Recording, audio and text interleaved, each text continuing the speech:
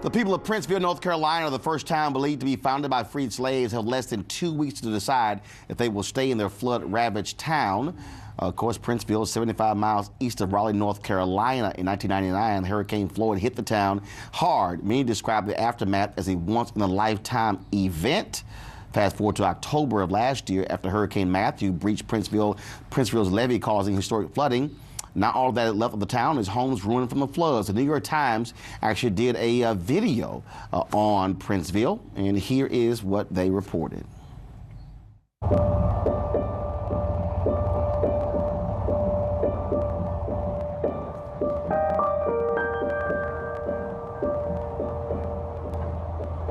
In 1999, when Floyd came, they told us we were in a 100-year floodplain.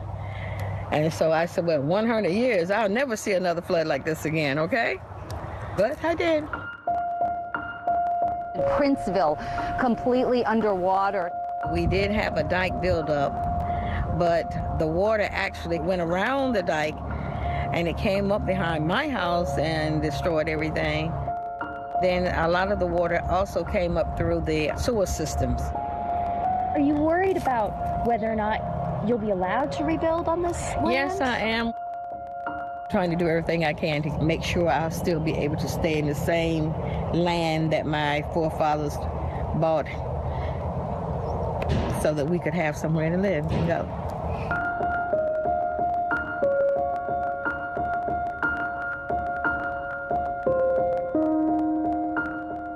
Once they do that buyout, you can't put any buildings or anything on that property after that. So that would just be a lot of vacant lots and things in Princeville, which is a loss of tax-based money. I never thought I would live to see this happen again, but I guess for where I live, it's to be expected. Right now, I'm like, I really don't know. I'm leaning at coming back home. Yeah. This is not necessary to keep. Yeah. It'll take us a year to get back in the house. By the time we get it rebuilt, another hurricane could come, and the same thing could happen all over again. You're welcome. You're welcome. The river is directly across the street from where we live at. Once you go around to the other side, it comes around. So it's close. If it was up to me, I think I would relocate. I've heard a lot of them say, people, including myself, you're too old to keep getting loans. Now they're telling me I'm ineligible for assistance because I had insurance.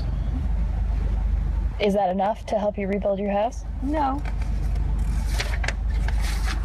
Because I still had the mortgage from SBA from the last flood, and that's all my insurance was able to do, to pay that off. The main thing right now is the hope that everything works out so that we can come back home. Joining us now, Jessica Bidgood, a reporter for the New York Times, who is closely following this story in Princeville. We thank the New York Times for allowing us to use that story.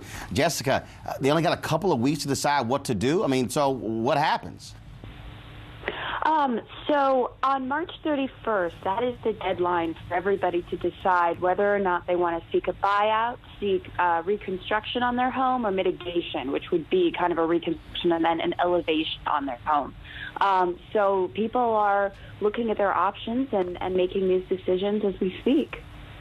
And if they decide to buy out, what happens? The town just go away? Well, so at the moment, the town has, the Rocky Mount Telegram reported that there are 178 people seeking buyouts of damaged homes, and then about an additional 50 who want buyouts in empty lots. So it's not everybody in town, but the concerns are that when a buyout is taken, it erodes the value of the town on that spot, and it can really kind of take a bite out of town's valuation, the town's population, and that part of the community. There are also homeowners who want to rebuild, who want to have their homes elevated, and who are very much determined to stay. And I think in a couple of weeks, once everybody's applications are in and they start to be assessed and people learn exactly what they can get, we'll have a much clearer picture of what the future looks like for Princeville. And, you know, is North Carolina, the state, offering any assistance? As far as I understand it, most of these applications are going into FEMA and it's right. federal aid. The town has asked the state of North Carolina for additional help. One thing that they want to do is they've identified some land next to the town that they're hoping to actually annex.